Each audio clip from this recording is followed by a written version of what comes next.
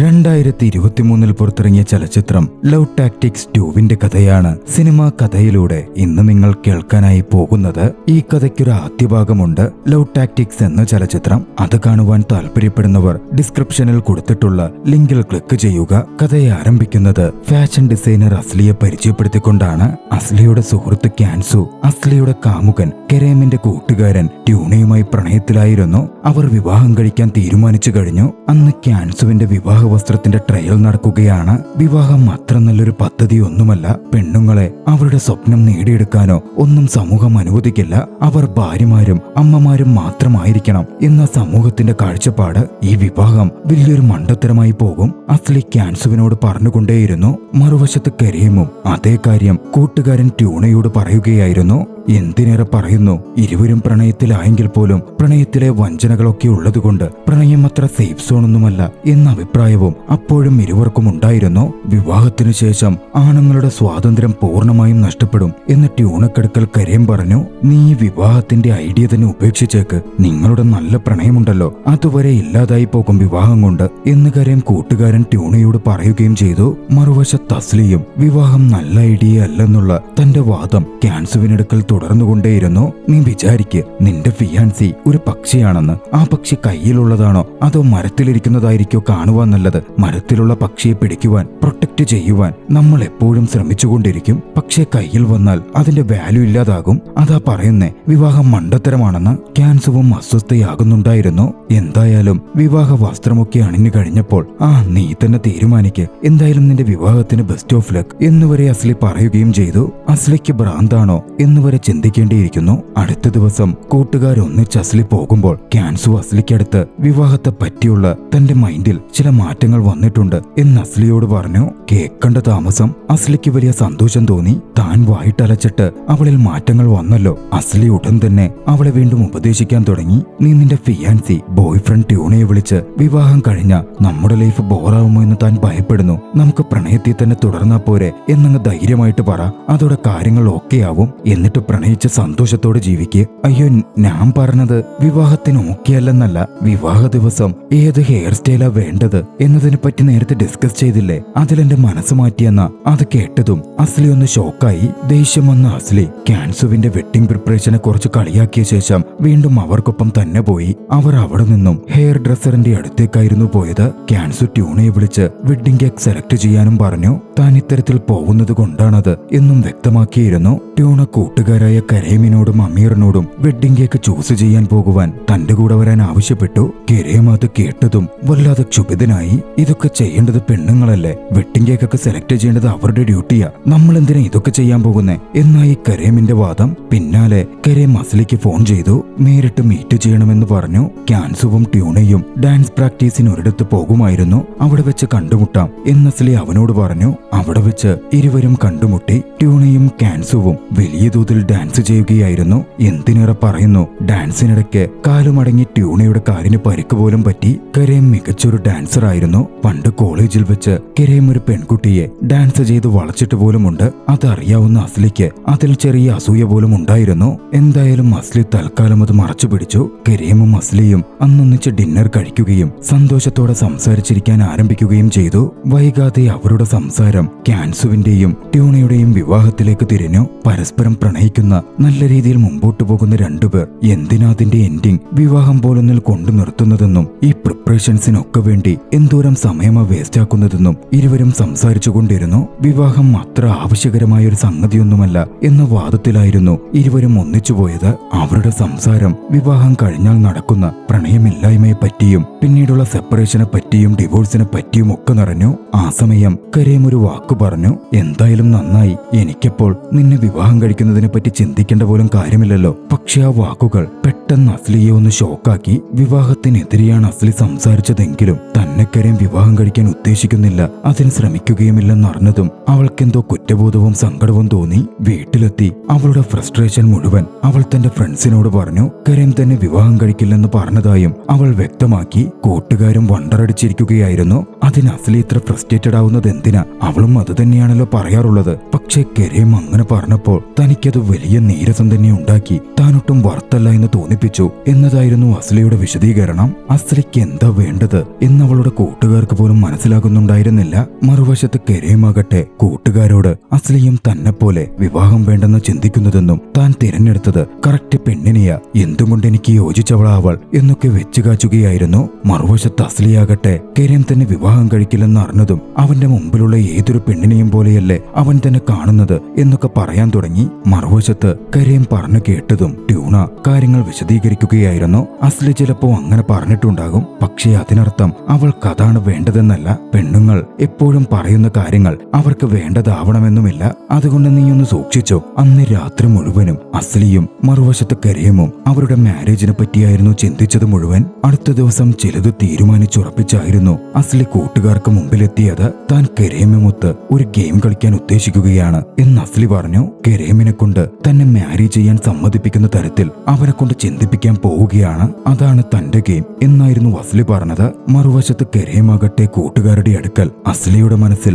അങ്ങനെ മാരേജിനെ പറ്റി എന്തെങ്കിലും ചിന്തയുണ്ടെങ്കിൽ അത് വേരോടെ പിഴുതെറിയാൻ താൻ പോവുകയാണ് എന്ന് പറയുകയായിരുന്നു. കരീം അന്ന് തന്നെ അസ്ലിയെ വിളിച്ചു. വൈകുന്നേരം തന്നെ ഒന്ന് ഹെൽപ്പ് ചെയ്യാൻ വീട്ടിൽ വരാമോ എന്ന് ചോദിച്ചു. തനിക്കും ഫ്രണ്ട്സിനും പ്രൊജക്ടിന്റെ ചില കാര്യങ്ങൾ ഉണ്ടെന്നും അതുകൊണ്ട് അവരെ ഒന്ന് ട്രീറ്റ് ചെയ്യുവാൻ സെർവ് ചെയ്യുവാൻ ഒന്ന് കൂടാമോ എന്നായിരുന്നു കരീമിന്റെ ചോദ്യം. അസ്ലി അതിന് സമ്മതിച്ചു. കരീം കൂട്ടുകാരോട് പറഞ്ഞു, അവിടെ എത്തി അസ്ലിക്ക് നിങ്ങൾ കൂടുതൽ ബുദ്ധിമുട്ടുകൾ സൃഷ്ടിക്കണം. വിവാഹം കഴിഞ്ഞാൽ ഇതൊക്കെ അവൾക്ക് മാനേജ് ചെയ്യേണ്ടി വരും എന്ന് അവൾക്ക് തോന്നണം. അതോടെ വിവാഹത്തെ പറ്റിയുള്ള ചിന്ത അവളുടെ തലയിൽ നിന്നേ പോകണം. മറുവശത്ത് അസ്ലിയാകട്ടെ തന്റെ കൂട്ടുകാരോട് വിശദീകരിക്കുകയായിരുന്നു. അവൻ ഇന്ന് ഇത്തരത്തിൽ അവന്റെ കൂട്ടുകാർക്ക് സെർവ് ചെയ്യാൻ സഹായിക്കാൻ എന്നെ ക്ഷണിച്ചിട്ടുണ്ട്. വിവാഹം ശരിയല്ലെന്ന കരീമിന്റെ ചിന്ത മാറ്റാനാ താൻ പോകുന്നത്. അവർക്ക് വേണ്ടുന്ന കാര്യങ്ങളൊക്കെ നല്ല രീതിയിൽ ഞാൻ ചെയ്തു കൊടുക്കും. അങ്ങനെ താനുണ്ടെങ്കിൽ അവന്റെ ജീവിതം എത്ര എളുപ്പമാണ് എന്നവന് തോന്നിപ്പിക്കുന്ന രീതിയിൽ താൻ പെരുമാറും. കരീമിന്റെയും അസ്ലിയുടെയും ചലഞ്ചുകൾ ആരംഭിക്കുകയായിരുന്നു. അന്ന് വൈകിട്ട് കരീമിനെ ഹെൽപ്പ് ചെയ്യാൻ അസ്ലി എത്തി. കരീമും സുഹൃത്തുക്കളും അസ്ലിയെ വട്ടാക്കുന്ന തരത്തിൽ ഓരോന്ന് ആവശ്യപ്പെട്ടുകൊണ്ടിരുന്നു.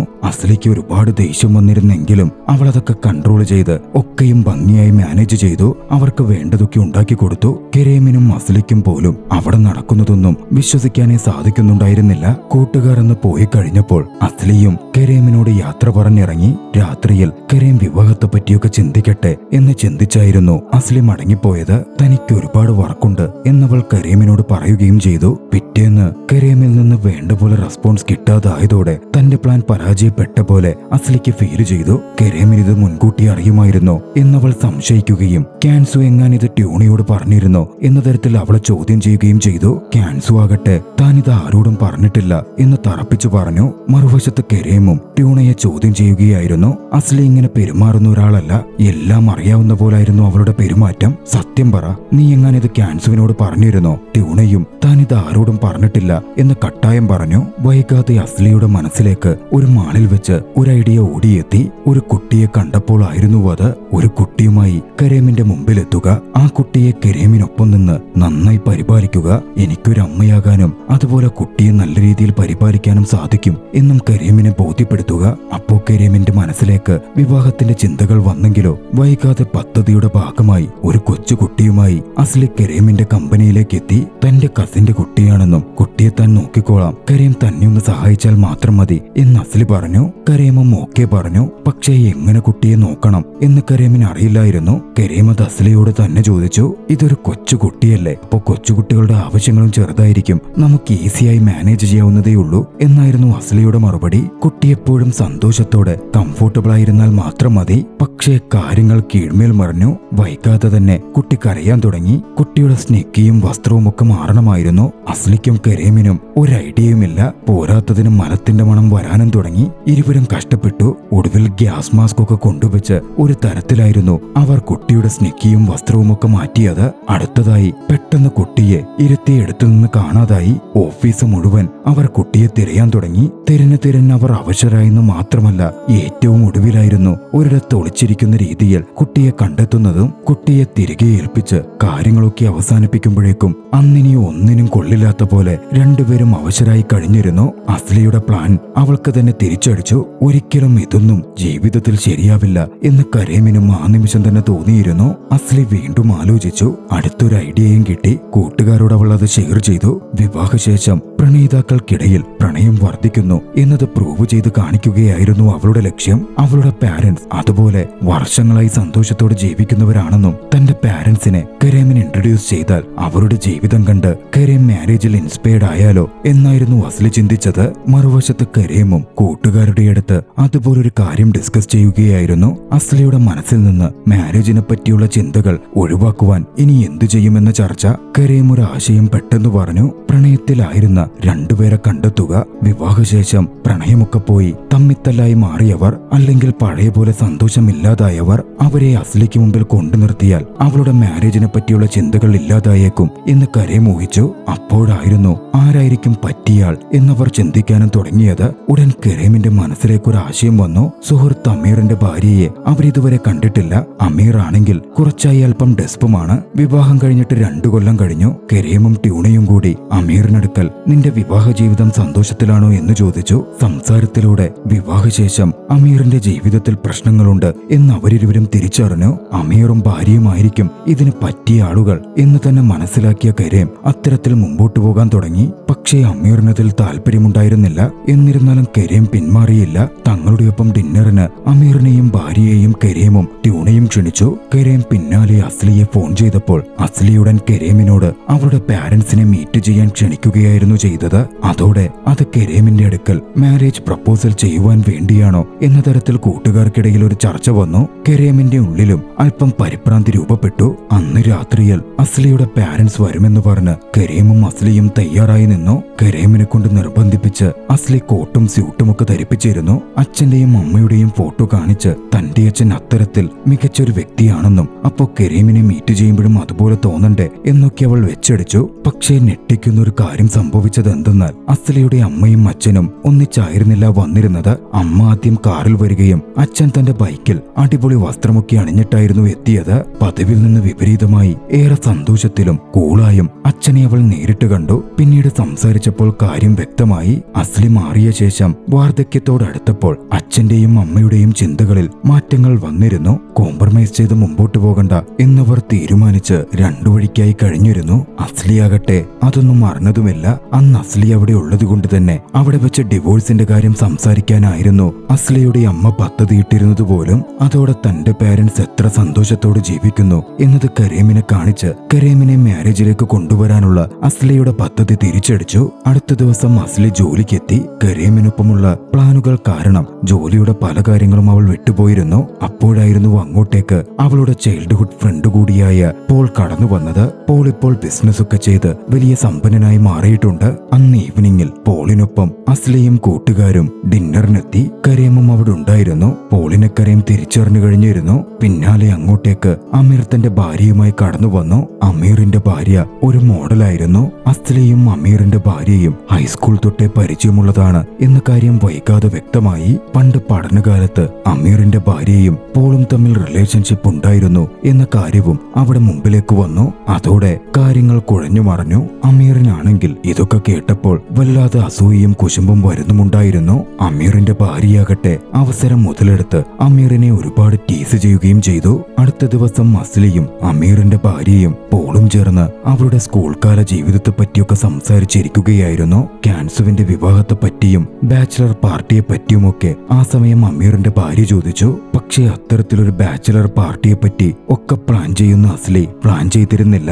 അതോടെ അവിടെ ചെറിയ സംസാരമുണ്ടായി. എന്തായാലും ബാച്ചിലർ പാർട്ടി താൻ തന്നെ സ്പോൺസർ ചെയ്യാം എന്ന് പറഞ്ഞ് പോൾ മുന്നിട്ട് വന്നു. പോളിന് സ്വന്തമായ ഒരു ഐലൻഡ് ഉണ്ട്, അവിടെ വെച്ചൊക്കെയും അറേഞ്ച് ചെയ്യാം എന്നായിരുന്നു പോൾ പറഞ്ഞിരുന്നതും. പോൾ അങ്ങനെ തങ്ങളുടെ പെണ്ണുങ്ങളുടെ ഒപ്പം സഞ്ചരിക്കുന്നതും അവരോട് കമ്പനിയാകുന്നതും കരീമിനും സുഹൃത്തുക്കൾക്കും തീരെ ഇഷ്ടപ്പെട്ടിരുന്നില്ല. ട്യൂണയാകട്ടെ അവസരം മുതലെടുത്ത് ഒന്നുകൂടി പറഞ്ഞു. ആ പോളിലെ അവൻ അസ്ലിയോട് മുടിഞ്ഞ പ്രണയമായിരുന്നു. പക്ഷെ അവള് പണ്ട് തൊട്ടേ അവനെ അകറ്റി നിർത്തിയതാ. അത് കേട്ടതോടെ കരീം വീണ്ടും വല്ലാതായി. പോൾ വല്ലാതെ റിച്ചാണ്, തന്നേക്കാൾ എന്തുകൊണ്ടും യോഗ്യനും. അസ്ലി ഇനിയെങ്ങാൻ അവനെ പ്രണയിക്കുമോ? അവന്റെ ഉള്ളിൽ ആശങ്കകൾ നിറഞ്ഞു. അത് ഓർത്തതുകൊണ്ട് കരീമിന് മര്യാദ കുറങ്ങാൻ പോലും സാധിക്കാതെയായി. അസ്ലിയെ തനിക്ക് നഷ്ടപ്പെടുമോ എന്നവന്റെ ഉള്ളിൽ ആശങ്ക വർദ്ധിച്ചു വന്നു. അടുത്ത ദിവസം അസ്ലി കൂട്ടുകാർക്കൊപ്പം ബാച്ചലർ പാർട്ടിക്കായി പോളിന്റെ ഐലൻഡിലേക്ക് പുറപ്പെട്ടു. അങ്ങനെ അവരെ തനിച്ച് ഐലൻഡിലേക്ക് വിടാൻ കരീമിന് സാധിക്കുമായിരുന്നില്ല. എങ്ങനെയും അവിടെ എത്തിപ്പെടണം എന്ന് കരീമും തീരുമാനിച്ചു. അവർ ബോട്ടിനടുത്തേക്ക് എത്തിയതും കരീമും അവിടെ എത്തിച്ചേർന്നിരുന്നു. കരീമിനെ കണ്ട് അസ്ലി അല്പം അതിശയിച്ചു. എന്താ കാര്യമെന്ന് ചോദിച്ചു. തങ്ങൾ ഈ ഭാഗത്ത് ഫിഷിങ്ങിന് വന്നതാണെന്നും അവരെ കണ്ടപ്പോൾ അങ്ങോട്ടേക്ക് എത്തിയതാണെന്നും കരീം ഒരു കള്ളം പറയാൻ ശ്രമിച്ചു. അങ്ങനെ കരീമും സുഹൃത്തുക്കളും കൂടി ബാച്ചിലർ പാർട്ടിക്ക് അങ്ങോട്ടേക്ക് എത്തിച്ചേർന്നു. രാത്രി മുഴുവൻ അവരൊക്കെയും എൻജോയ് ചെയ്തു. ക്യാൻസുവും ട്യൂണയും ഒരുപാട് മദ്യപിച്ചിരുന്നു.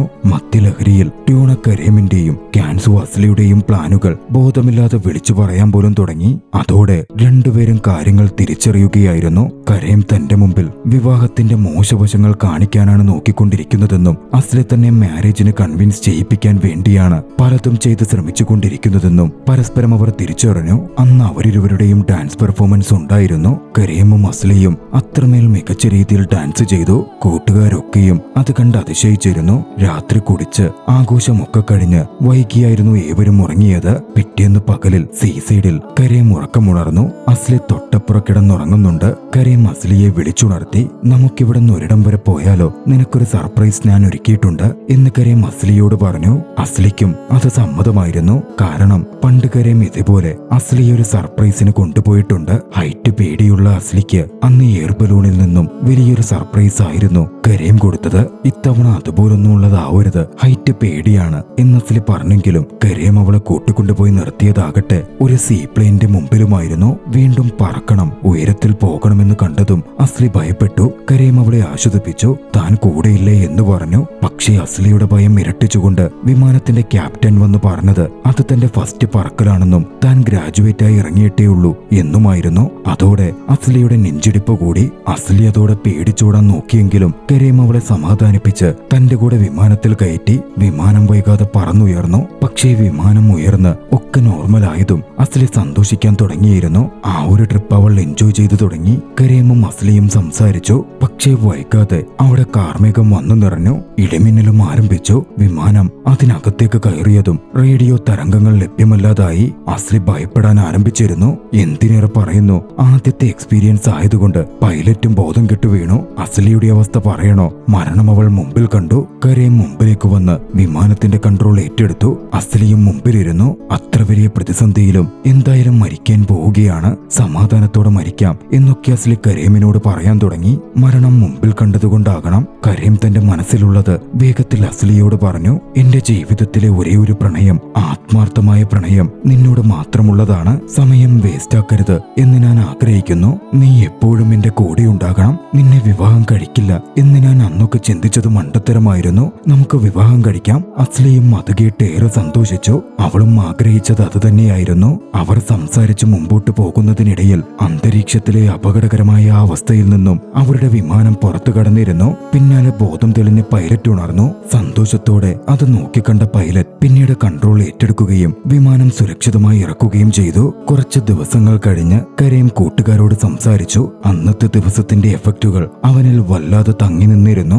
നടന്ന ആ സംഭവങ്ങൾ കൊണ്ട് അസ്ലിയുടെ മനസ്സ് പൂർണ്ണമായി തിരിച്ചറിയാൻ തനിക്ക് സാധിച്ചെന്നും അന്ന് ആ അപകടം നടക്കുമ്പോൾ ഞാൻ മരണപ്പെടുന്നതിനേക്കാൾ ഉപരിയായി അസ്ലി മരണപ്പെടുമോ, അവളുടെ ജീവൻ നഷ്ടപ്പെടുമോ എന്ന ഭീതിയാണ് എന്റെ ഉള്ളിൽ നിറഞ്ഞതെന്നും ആ ഒരു നിമിഷത്തിൽ അവൾ എത്രമാത്രം ഇമ്പോർട്ടന്റ് ആണ് എന്ന് താൻ തിരിച്ചറിഞ്ഞെന്നും കരീം അവരോട് പറഞ്ഞു. തന്റെ ബാക്കിയുള്ള ജീവിതം അവൾക്കൊപ്പം തന്നെ തുടരുവാൻ അവളെ താൻ വിവാഹം കഴിക്കാൻ തീരുമാനിച്ചിരിക്കുന്നു എന്ന കാര്യം അല്പം നാണത്തോടെയെങ്കിലും കരീം കൂട്ടുകാരോട് പങ്കുവെച്ചു. കൂട്ടുകാർക്കും അത്രമേൽ സന്തോഷമായിരുന്നു. മറുവശത്ത് പോൾ അസ്ലിക്കടുത്ത് ഒരു ബിസിനസിനും വലിയ സാധ്യതകൾക്കുമുള്ള ഒരു ഓപ്പർച്യൂണിറ്റി തുറന്നു വെക്കുകയായിരുന്നു. 6 മാസത്തേക്ക് അസ്ലിക്ക് ദുബായിക്ക് പോകണം. കരീമിനെ അങ്ങനെ വിട്ട് ദുബായിക്ക് പോകുന്നതിനെ പറ്റി അസ്ലി ആലോചിച്ചുകൊണ്ടേയിരുന്നു. വൈകാതെ അസ്ലി കരീമിനെ കണ്ടു. തനിക്ക് വന്ന ഓപ്പർച്യൂണിറ്റിയെ പറ്റി പറഞ്ഞു. അതിൽ കരീം ഏറെ സന്തോഷിച്ചിരുന്നു. പക്ഷേ ദുബായിക്ക് പോകണം എന്ന കാര്യം പറഞ്ഞതും കരീം പെട്ടെന്ന് വല്ലാതായി. ആ ദിവസം മുഴുവനും അതിനെപ്പറ്റി കരീം ആലോചിച്ചു. അവൾ പോകുന്നത് ഉൾക്കൊള്ളാൻ അവൻ തയ്യാറെടുത്തു. അന്ന് വൈകിട്ട് അസ്ലി അവൻ ഡിന്നറിന് ക്ഷണിച്ചു. അസ്ലി വീട്ടിലേക്ക് എത്തുമ്പോഴേക്കും മനോഹരമായൊരു ഡിന്നർ അവൾക്കായി കുക്ക് ചെയ്ത് അവൻ ഒരുക്കിയിരുന്നു. അവിടെ വെച്ച് കരീം അസ്ലിയോട് അവൾ എത്രമേൽ തന്റെ ജീവിതത്തിൽ ഇമ്പോർട്ടന്റ് ആണെന്നും അവൾ വന്ന ശേഷം തന്റെ ജീവിതത്തിൽ വന്ന മാറ്റങ്ങൾ കാര്യങ്ങളും തുറന്നു പറഞ്ഞു. അവൾക്ക് മുമ്പിൽ മുട്ടുകുത്തി അവൾക്ക് നേരെ റിങ് നീട്ടി അവൻ അവളെ പ്രപ്പോസ് ചെയ്തു. ഒരു നിമിഷം അസ്ലി അത് കേട്ട് ഷോക്കാവുകയായിരുന്നു ചെയ്തത്. മാരേജിന് സമ്മതിക്കാതെ അവൾ മാറി. അസ്ലി ദുബായിലേക്ക് പോകുന്നത് കൊണ്ട് അത് തടയാനാണോ കരീം ഇപ്പോൾ മാരേജ് പ്രപ്പോസൽ ചെയ്യുന്നത് എന്ന് അസ്ലി സംശയിച്ചിരുന്നു. അതുപോലെ മാരേജ് തങ്ങളുടെ സ്വപ്നങ്ങൾ ഇല്ലാതാക്കുമെന്നും പ്രണയം തകർക്കുമെന്നും താൻ ഭയപ്പെടുന്നു എന്നും അസ്ലി കൂട്ടിച്ചേർത്തു. പക്ഷേ കരീം പറഞ്ഞു, നമ്മുടെ ആ ചിന്തകളൊക്കെ തെറ്റായിരുന്നു. വിവാഹം നമ്മുടെ ബന്ധത്തെ ഒന്നുകൂടി കൂടുതൽ അടുപ്പിക്കുകയും മനോഹരമാക്കുകയും ചെയ്യുകയേ ഉള്ളൂ. പിന്നെ നീ ദുബായിക്ക് പോവാതിരിക്കാനല്ല ഞാൻ നിന്നെ ഇപ്പോൾ പ്രപ്പോസ് ചെയ്തത്. നീ ദുബായിലേക്ക് പോകണമെന്നും നിന്റെ സ്വപ്നങ്ങൾ നേടണം എന്നും തന്നെയാണ് എന്റെ ആഗ്രഹം. കരീമിന്റെ മനസ്സ് തിരിച്ചറിഞ്ഞതും അസ്ലിയും വിവാഹത്തിന് സമ്മതിച്ചു. അവൾ ദുബായിക്ക് പോകുന്നതിനു മുമ്പേ വിവാഹം നടത്താൻ തീരുമാനിച്ചിരുന്നു. അങ്ങനെ വിവാഹ ദിവസമെത്തി. കൂട്ടുകാരൊക്കെയുള്ള ചെറിയ ചടങ്ങായിരുന്നു അത്.